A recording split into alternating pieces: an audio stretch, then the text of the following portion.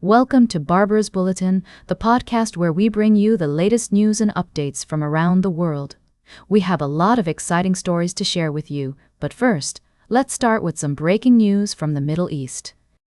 United Nations Secretary-General António Guterres has arrived in Damascus, Syria, for a historic visit, marking the first time a UN Secretary-General has visited the Syrian capital since 2009. Guterres' trip comes nearly 2 years after the fall of Bashar Assad's regime and as the country struggles to recover from a decade-long civil war. During his visit, Guterres met with Syria's interim president, Ahmad al-Sharaa, and appealed to the international community to support the people of Syria. The UN chief emphasized that the United Nations stands in solidarity with Syria at this pivotal moment and urged the global community to spare no effort in helping the Syrian people rebuild their country. Syria has been facing significant challenges, including widespread poverty, with an estimated 90% of the population living below the poverty line. The World Bank estimates that rebuilding the country will cost around $216 billion.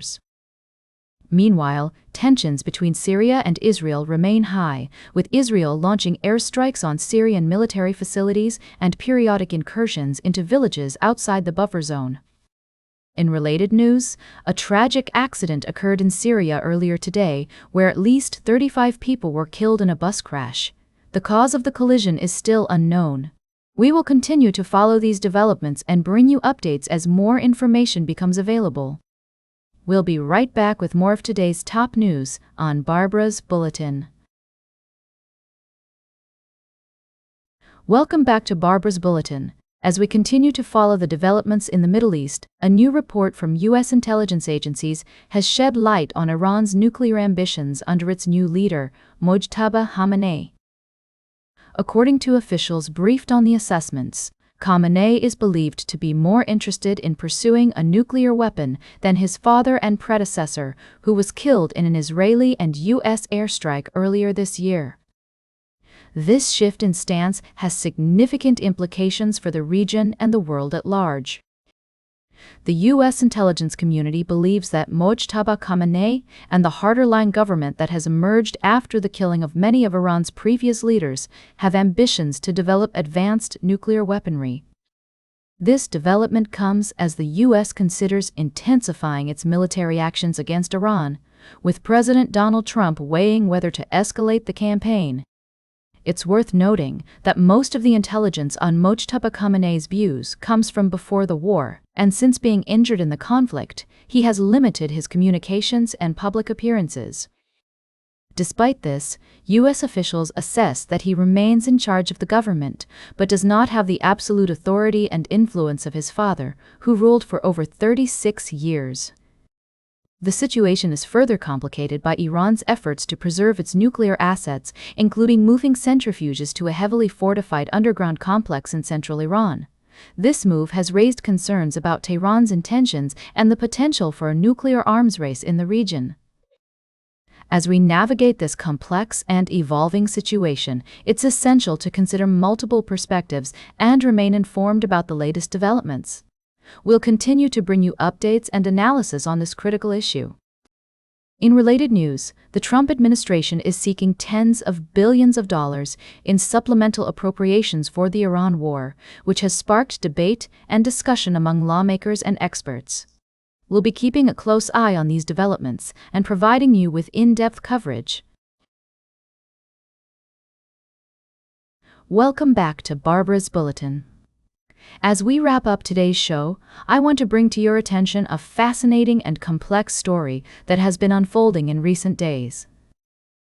It involves Aughinish Alumina, a refinery based in County Limerick, Ireland, which has been accused of supplying vast amounts of raw materials to Russian aluminum smelters. These smelters, in turn, sell finished aluminum to a trading company called ASK, which allegedly supplies the alloy to Russian arms and missile manufacturers. Now, an investigation by the Irish Times and the Organised Crime and Corruption Reporting Project has shed more light on this story. revealing that Aughinish Alumina is financially dependent on its parent company, Russian metals giant Rusal. The refinery sources virtually all of its bauxite from a Rusal-owned mine in Guinea and from mines in Brazil, partially owned by Rusal. The investigation also found that exports from the plant to European countries such as the Netherlands, Norway, and France have dropped significantly due to fears of reputational damage resulting from connections to Aughinish. To make up for this shortfall, the refinery has been shipping more product to Russia. What's more, a complex array of Cypriot and Middle Eastern companies that do business with Aughinish Alumina has raised concerns about sanctions circumvention by its Russian parent company. These companies, which are operated by Rusal, have minor variations in their names but are often registered or operate in different jurisdictions. Aughinish Alumina has stated that it welcomes the outcome of the investigation and is willing to take part in any work to enhance the traceability of alumina made in Ireland. The company emphasized its importance as a supplier of critical raw materials to Europe and as a large regional employer. As we conclude this story, it's essential to note that the situation is complex, with multiple parties involved and various factors at play. While there are concerns about the potential use of Aughinish Alumina's products in Russian arms and missile manufacturing, it's also important to consider the economic implications for the refinery and its employees. That's all for today's Barbara's Bulletin. Remember to like, share, and subscribe, and until next time, stay engaged.